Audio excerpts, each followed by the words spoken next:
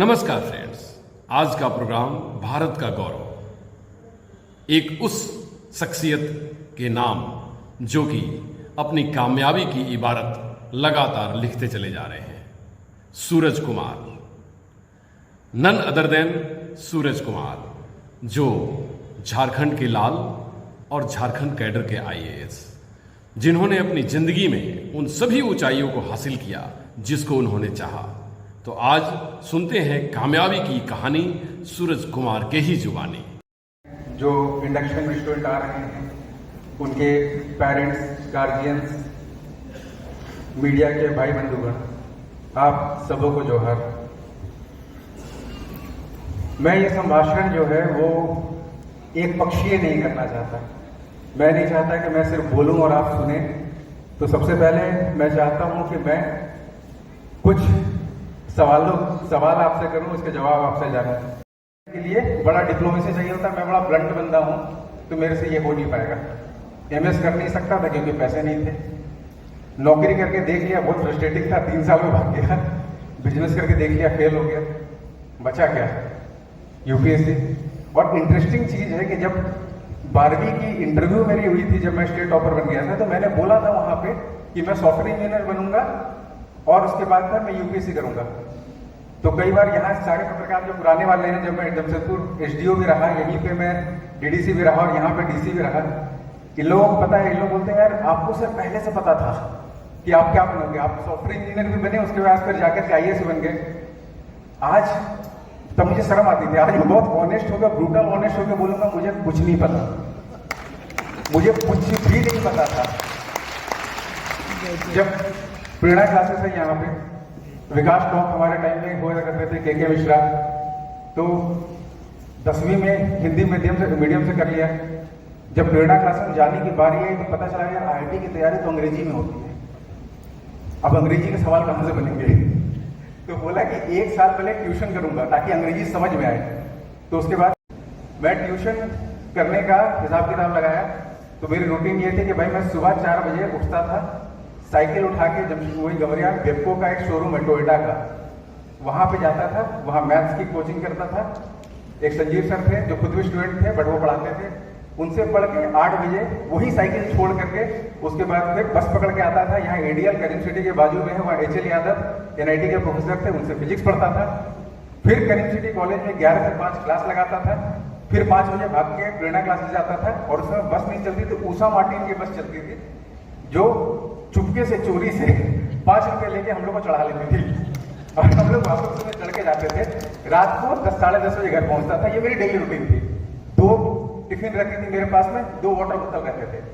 पर वो टिफिन और वाटर बोतल नहीं खाता था। करीम सिटी के पास जब 5 रुपए के 5 इडली मिलती थी वो खाता था। इस रूटीन के साथ में 2 साल भयानक तरीके से चला। लोग बोलते हैं जिंदगी में कभी भी 4 साल आपके सबसे इंपॉर्टेंट होते हैं। कोई भी 4 साल, आपको 4 साल जिंदगी में लोगों को भूल करके, रिश्ते नाते भूल करके, दोस्ती भूल करके मेहनत करनी पड़ेगी। ये 4 साल आपकी जिंदगी को बदलते हैं। गार्जियन क्या सिखाते हैं कि भाई 9, 10, 11, 12 तुम्हारी लाइफ में सबसे क्रूशियल पीरियड है, क्योंकि अगर आप मैट्रिक अच्छा कर लिया, 12वीं अच्छी कर ली, तो उसके बाद फिर आप जो है डॉक्टर बन जाओगे, इंजीनियर बन जाओगे, फलाना बन जाओगे, और इसका फिर आपकी जिंदगी जो पूरी तरीके से सेटल हो जाएगी। हम लोग को भी ऐसे ही शिक्षा मिला। हम लोग भी सोचे कि भाई फोड़ देंगे, सब कुछ फोड़ भी दिया। पर डिस्क्लेमर लगा के कर रहा हूँ, मैं गधा स्टूडेंट हूँ, मैं खतरनाक वाला गधा स्टूडेंट हूँ। कई बार बहुत सारे लोगों को तुरंत चीजें समझ में आती, मुझे नहीं आती। मुझे बहुत मेहनत करना पड़ता है, सुबह से लेकर रात तक मेहनत करना पड़ता है, तब जाके चीजें समझ में आती हैं। तो अगर मेरे साथ गधा फोड़ सकता है तो अच्छे स्टूडेंट तो फोड़ सकते हैं। अब इस पूरे के पूरे स्ट्रगल के बाद में 12वीं हो गई, यूनिवर्सिटी चला गया। जिस तरीके से आज आप लोग आए हुए हो, हम लोग यूनिवर्सिटी चले गए। बिट्स पिलानी का पहला दिन, पिताजी राजस्थान गए। पहले तो इसी पैनिक में लोग कि भाई 1213 किलोमीटर बच्चे को छोड़ने जा रहे हैं, बच्चे का क्या हाल होगा पता नहीं। यूनिवर्सिटी चले गए। पहले ही दिन गेट पे पापा मम्मी को रोक लिया। आप लोग तो बड़े फॉर्चुनेट हो कि यहीं पे बुला लिया आप लोगों को। हमें रोक लिया कि भाई इंडक्शन तुम्हें करनी है। और वार्डन साहब बैठे हुए हैं वहां पे। वार्डन साहब के किस्से जाने के पहले ही मशहूर कि वार्डन छड़ी से मारते हैं, फलाना करते हैं, जबकि प्राइवेट यूनिवर्सिटी है। अब हमारी हालत खराब। और वहां पे रूल था कि अंग्रेजी में ही बात करनी है। मेरी अंग्रेजी में हाथ टाइट। अब मैं करूं क्या? किसी तरीके से डरते कांपते हुए पहुंचा वहां पे। वो आधार की फोटो देखी है ना सबने अपनी, वो छुपा के रखते हैं हम लोग कि किसी तरीके से दिख नहीं जाए फोटो, क्योंकि उस फोटो में जिस तरीके से हम दिखते हैं वैसे रियल लाइफ में दिखते नहीं है, उसमें खतरनाक गंदे दिखते हैं। तो वहाँ बक्से वक्से लेके गए थे, तो बक्से वक्से फेंक करके बोला बैठ जाओ वहाँ, बैठ गए। वो बिट्स पिलानी की फोटो आज भी जब देखता हूँ तो आधार से गंदी फोटो थी, उसको हम लोग 4 साल कैरी करके रखे। खैर किसी तरीके से वहाँ जिंदगी निकली। अंग्रेजी में कुछ आता नहीं था बोलने, what is your name, what is your father's name करते करते किसी तरीके से यूनिवर्सिटी में घुस गए। 4 साल जब वहाँ पहुंचे तो पता चला कि भाई हम अपने आप को तुर्रम खां समझ रहे हैं, स्टेट टॉपर, वहाँ तो सारे टॉपर। और सारे टॉपर सिर्फ टॉपर नहीं है, बल्कि बहुत सारे लोग जो हैं वो गिटार बजाते हैं, कोई बहुत अच्छा डांस करता है, जिस तरीके से टैलेंटेड लोग अभी परफॉर्म कर रहे थे, ये एंकर हैं। अब पता चला कि हमने जिंदगी में, हमें लगा कि इतनी सारी अचीवमेंट हासिल की है पढ़ पढ़ के, वहां पे हमारे से सारे बड़े अचीवर, उसके बाद फिर हमारी हालत खराब। अच्छा कुछ लोग हंसेंगे, सुनता हूँ 4 अगस्त 2004 को मेरी इंडक्शन हुई थी बिट्स पिलानी में, आज से ऑलमोस्ट 20 साल पहले। और अगर आज मुझे बोला जाए, मैं अगर अपने 20 साल पुराने बंदे को जाके बोलूं कि क्या मैसेज देना चाहोगे, तो मैं जो उसको 2 मैसेज देना चाहूंगा वो यही देना चाहूंगा कि भाई जिंदगी में डर के कोई फायदा नहीं है। जो तू डरा हुआ था ना, आगे लाइफ सॉर्टेड रहेगी, कुछ भी होगा ना लास्ट में सब कुछ रिजॉल्व हो जाता है। It makes sense at the end, everything, जो भी डॉट्स हैं वो सारे के सारे कनेक्ट हो जाएंगे। तो ना तो डर ना तो कुछ कर, लास्ट में सब कुछ बढ़िया होगा। और जो दूसरी चीज मैं बोलना चाहूंगा कि यार ऑनेस्ट रहना, ब्रूटल ऑनेस्ट, ठीक है। ब्रूटल ऑनेस्ट रहोगे, लाइकेबिलिटी की आपको टेंशन नहीं रहेगी कि कोई मुझे लाइक करे नहीं करे, तो आप वो करोगे जो आपको करना है, आप वो जानोगे जो आपको जानना है, आप वो चाहोगे जो आप एक्चुअली चाहते हो। इसलिए नहीं चाहोगे क्योंकि आपके पेरेंट्स चाहते हैं, आपके दोस्त चाहते हैं, आपके पीयर चाहते हैं। और जिस समय आप जो चाहते हो, आप जो पाना चाहते हो, आप जो हो, उस पर्टिकुलर चीज को करोगे तो आपको सक्सेसफुल होने से कोई नहीं रोक सकता है। और इसकी सबसे पहली मिसाल है कि आपको अपने आप से ब्रूटल ऑनेस्ट। आज जानते हो बच्चा, इसीलिए मैं बोल रहा हूँ और मैं इसीलिए बहुत ऑनेस्ट होकर आज आप लोगों के सामने मौजूद हूँ कि 20 साल जब रहता है ना, 20-25 साल, तो हमें लगता है दुनिया में हर कुछ जानते हैं, हर चीजें जानते हैं, हमारे पास हर चीज का जवाब है। पर जैसे 30 की दहलीज पार होती है ना, तो लाइफ हिट करती है और तब पता चलता है कि भाई 20-25 में जवाब तो छोड़ो, सही सवाल क्या है वही हमें नहीं पता।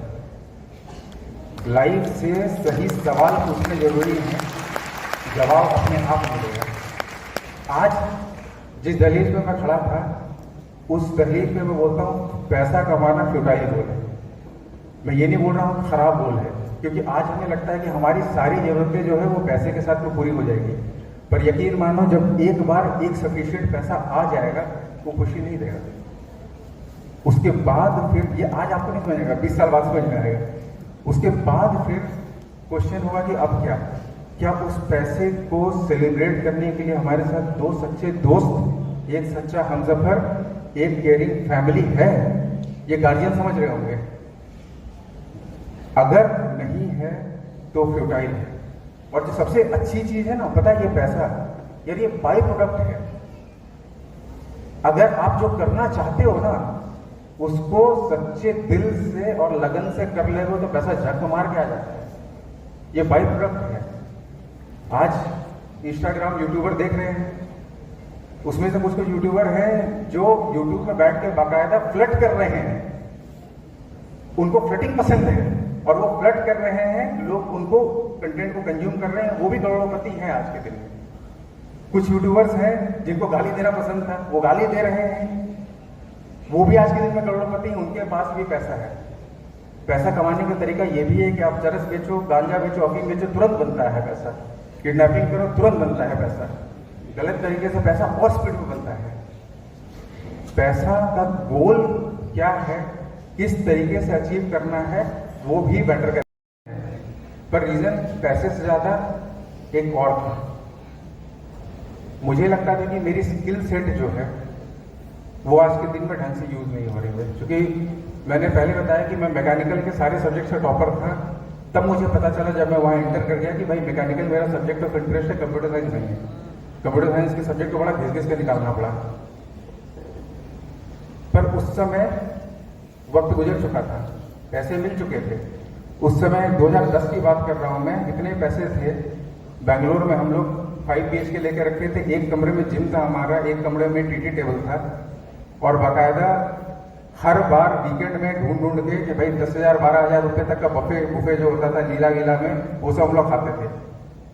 उसके बाद फिर पता चला खुशी नहीं दे रहा। 3 साल गुजर गए यार, वही मैकेनिकल जिंदगी। उठो सुबह 7 बजे, तैयार हो जाओ, नौकरी करने के लिए पहुंच जाओ, 7-8 बजे तक घिसते रहो, डेडलाइंस और वो सारे, कभी रात को जगा रहे हैं, वीकेंड्स आओ, एक ही काम, कौन सी मूवी लगी है, कौन से थिएटर में जाना है, और संडे आराम करना है, क्योंकि 6 दिन हम लोगों ने सिर्फ काम किया है। तो पता चला जिंदगी में ना कोई डायरेक्शन नहीं मिल रहा, कोई खुशी नहीं, कोई मोटिवेशन नहीं। पैसे आ रहे थे बराबर, पर कोई खुशी नहीं, कोई मोटिवेशन नहीं। तब फिर समझ में नहीं आया कि करना क्या है। जब लास्ट ये उपाय बची, तो उसमें सिर्फ और सिर्फ लगा कि बस एक यूपीएससी बचा हुआ है। अब यूपीएससी कैसे आया था जिंदगी में, वो उसका भी किस्सा बड़ा अजीब है। बताया पहले से ही बड़ा स्टूडियस था, क्योंकि दिमाग में गार्जियन ने भर दिया था, पापा मम्मी बुरा मत मानना, कि सबका सपना रहता है कि बेटा जो इंजीनियर डॉक्टर बने। तो उसके बाद था कि भाई पापा जो हमारे थे फार्मासिस्ट थे, उनका था कि डॉक्टर बने बच्चा।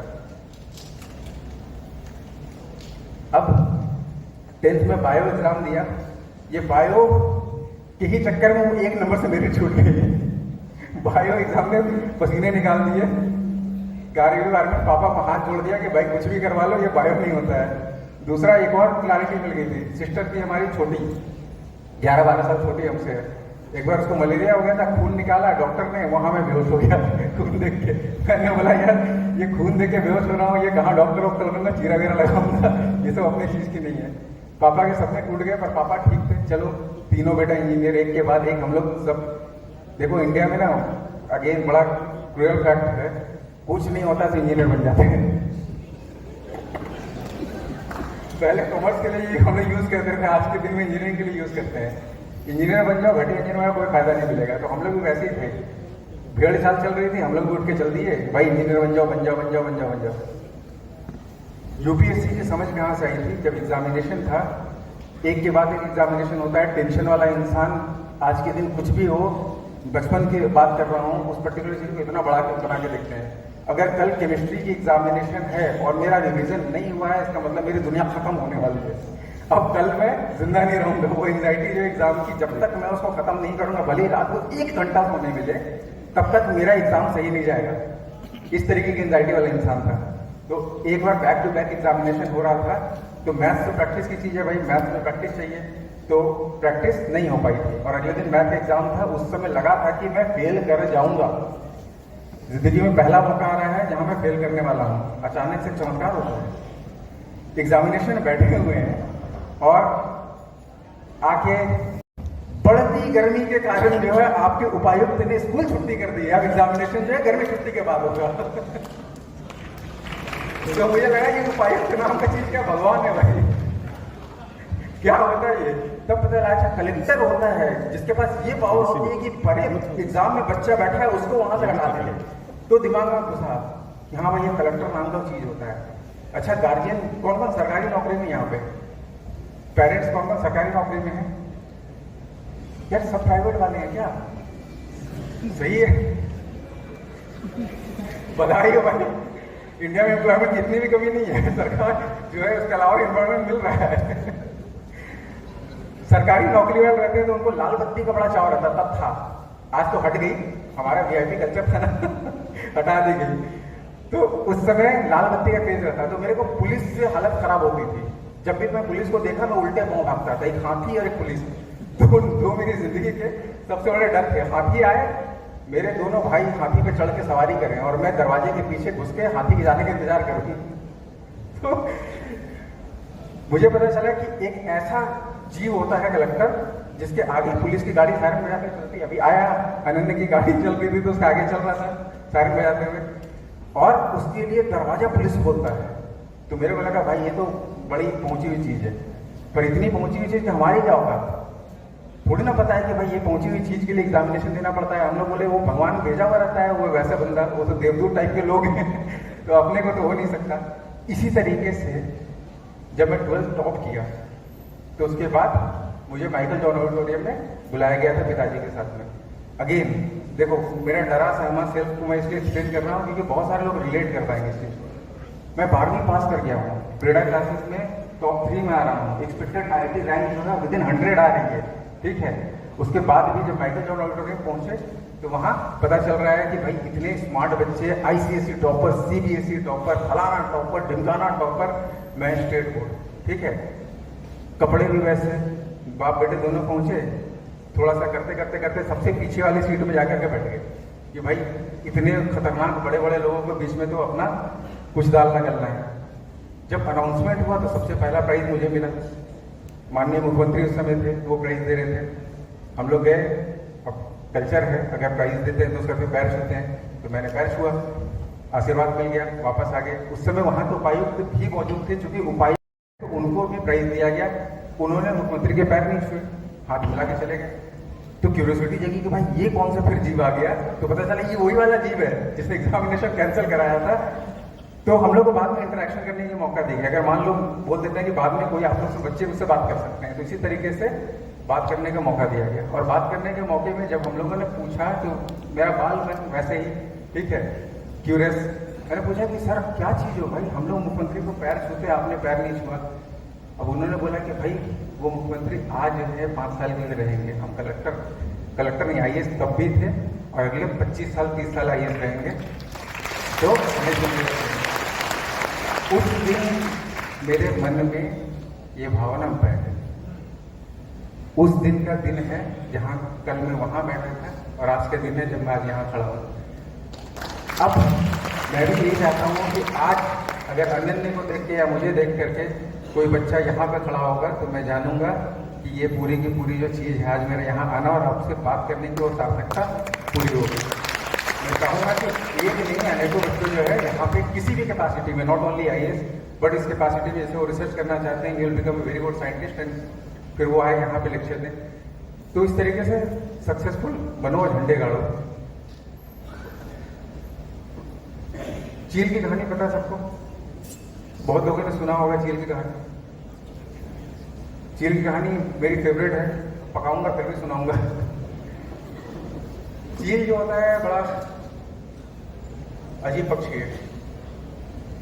चील की अगर जीवन की चीजें देखोगे तो उसका जीवन का करीब जब 30-35 साल का टाइम हो जाता है तो एक पीरियड आता है जब उसकी चोंच जो होती है वो इतनी मुड़ चुकी होती है कि वो अपने शिकार को पकड़ नहीं पाता है। उसके पंख इतने भारी हो चुके होते हैं कि वो उड़ नहीं पाता है। उसके पंजे इतने बढ़ चुके होते हैं, नाखून इतनी बढ़ चुके हैं कि शिकार को दबोच भी नहीं पाता है। अब उस समय चील के पास में 2 ऑप्शन होते हैं। पहला ऑप्शन कि चील इस कंडीशन को यथावत बना के रखे और मर जाए, और दूसरा कंडीशन रहता है कि अब ये जो कंडीशन आ गई है इससे पूरे बेखौफ होकर निपटा जाए। चील क्या करता है, उड़ता है और सबसे ऊंची पहाड़ी जो रहती है वहां पे जाकर बैठ जाता है, और वहां अपने पत्थर के ऊपर चोंच को तब तक मारता रहता है जब तक उसकी चोंच टूट के गिर ना जाए। खून निकलता है पर उसकी चोंच टूट के गिरती है, और वो फिर वेट करता है जब उसकी चोंच वापस उग जाए। जब उसकी चोंच वापस उग जाती है वो सबसे पहले उन चोंच से अपने पैरों के नाखूनों को उखाड़ के फेंकता है, एक पेनफुल प्रोसेस। और फिर वो वेट करता है कि उसके पैरों के नाखून जो है निकले, और जब उसके पैरों के नाखून निकल जाते हैं तो उसके बाद फिर उन नाखूनों से अपने सारे एक्सेस पंखों को वो नोच देता है, और उसके बाद वो फिर से उड़ान भरता है अगले 35 सालों तक। और चील का इस पेनफुल प्रोसेस से गुजरने के बाद का रिजल्ट ये है कि चील एक अकेला पक्षी है जो आज के दिन में बादलों से ऊपर उड़ सकता है।